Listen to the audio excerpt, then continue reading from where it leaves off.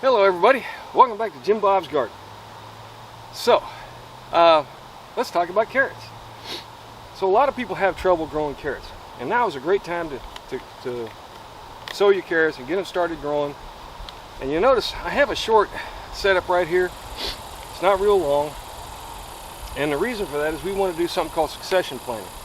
Alright, so I'll probably get a dozen carrots out of this, and then what I'll do is I'll go down at the other end of this line. Once these are sprouted up, got about yay tall, and I'll do another line, and then I'll do another line, and so on until I get a full crop of carrots.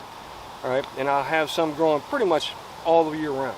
Okay, now one of the things about carrots, a lot of people complain that it's really hard. Okay, and I'm going to tell you how to grow carrots the easy way. All right, first things first, you want a well composted soil. You want stuff that is not all sand, because one of the problems with sand is it tends to be hydrophobic. So what does that mean? Basically the water won't soak in, and for carrots you're not going to plant these very deep, so you really want to have some soil that's going to take up and soak up that that moisture that you're going to be putting down. Okay, now what I had done before in this particular garden bed is I had dug it out about 4 inches deep, and then I covered it with 4 inches of compost.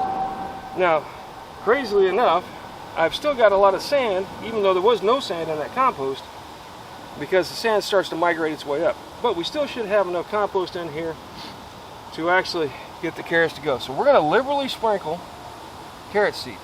Some will sprout, some will not, and that's just the way it is. Now, I have never managed to grow carrot seed. So if you got secrets on how to get your carrots to seed out, please feel free to let me know in the comments, because I have never been successful. Every time I try, the carrot heads with the seed in it end up just molding up and rotting out. So I don't know. Anyway, so we're going to dig a small trench about 1/4 inch deep or so. We're going to lightly cover it. All right, like so.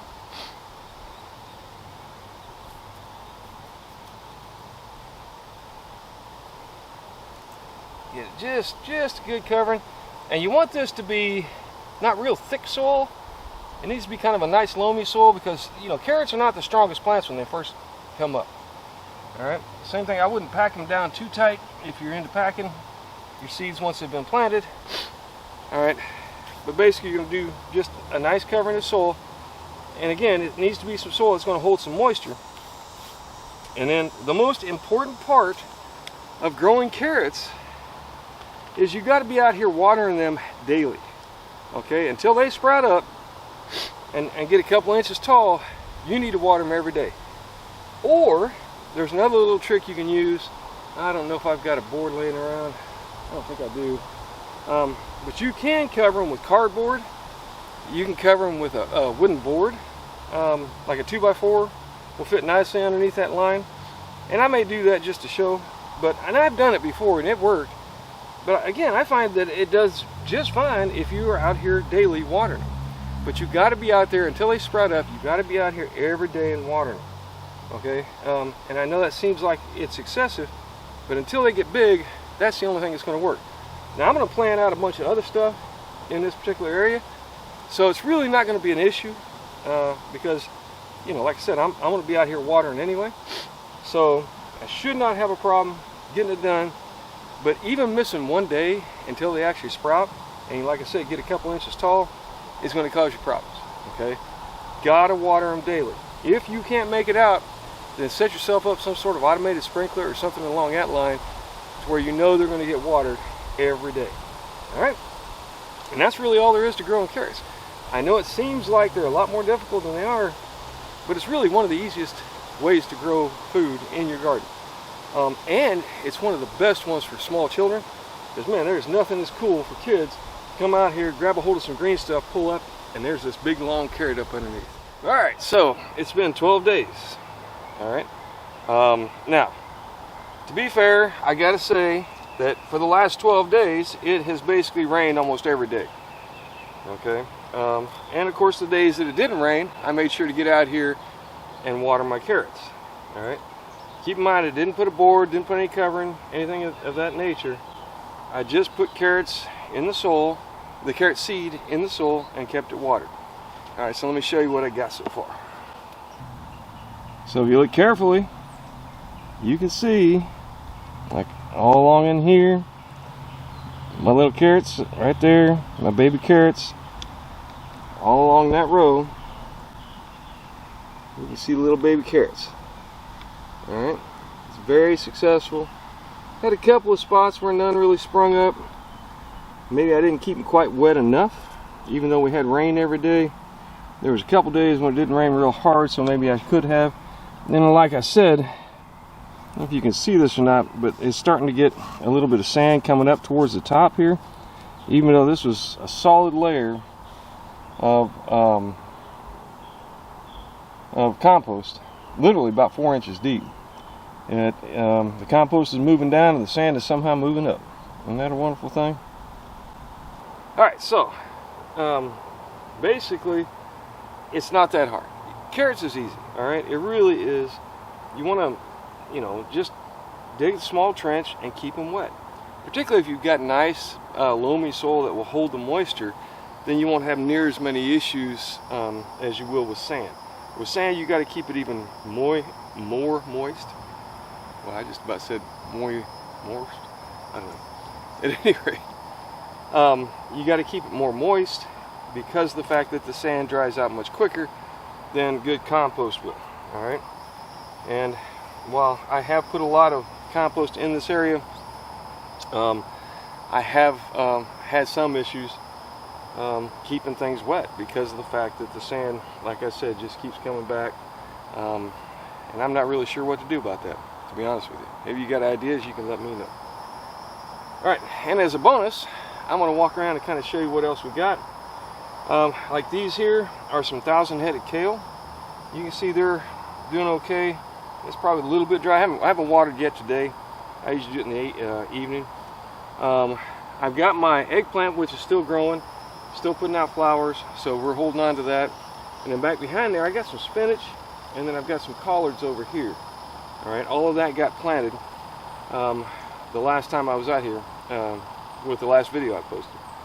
All right, all of that's doing well. We've actually harvested some of the kale. This one is kind of dying. It got broke when it got put in, so it's not doing too well. But I think 3 plants, if these get as big as I think they will, that should be fine right here. And then the collards are doing fine. I've done some harvesting on those, you know, getting some of the outer leaves. And then let me show you some of the other stuff I planted. So I planted lettuce seed, and you can see the lettuce seeds coming up quite nicely. And then this is all beet on the back row. So you got lettuce here, beets right there. Beet seed has all come up. I got to start thinning that out. I planted some more lettuce seed over here. It's just barely starting to come up. It's the burgundy lettuce. So we're going to let that go for a while. You can see I really do need the water. It's getting a little bit dry. And then over here, I've got my tatsoi down this row. And it's a beautiful day out, by the way.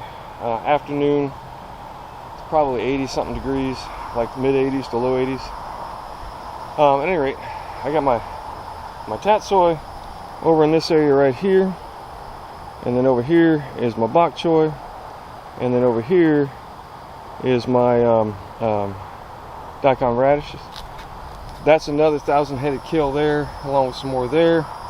I want to show you this though. This is why you don't do cucumbers late in the season. They're just getting eaten up. I mean, no shot on these. I have some more cucumbers over here, but I'm pretty sure they're going to do the same. And then one tomato plant that I stuck in the ground, well, it was a cutting from another tomato plant that I put in. As you can see, I'm starting to get some little flowers right up in here. So hopefully we might actually get a few tomatoes. That'd be really cool. But that's what I've got going on so far. Things have been growing nicely. We've already gotten several salads out. Still got my spare plants there if I decide I want to put some out. And then right back behind there, that is also some chives. And then over here, we have a basil that has done very well. It's been coming back real nice, putting out lots of leaves, so we'll get a lot of pesto out of that. And then of course, still got my sweet potatoes, both purple and orange, that are back there, and they're looking real good too. We'll wait till probably November time frame sometime to get them harvested. Next project is going to be planting some more stuff up in here, which I believe is going to be my garlic bed this year. Alright, so that's what I got going on. Got a lot of things growing, got lots of salad coming up. Hopefully those plants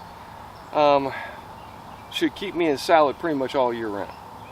Alright, all the way up until summertime, in which, you know, time they'll be dying back and going to seed. And once they go to seed, I'll collect the seed and we'll start over again the next year. That's what I've got. Thanks for stopping by. Do me a favor, give me a like and a subscribe, and let me know what you think. And most importantly, grow something. I mean, it's not that hard. Even carrots. I know a lot of people just really struggle with carrots. But carrots are easy. They really are. Give it a shot. You might be surprised. Alright, y'all come back and see me, and like I said, grow something.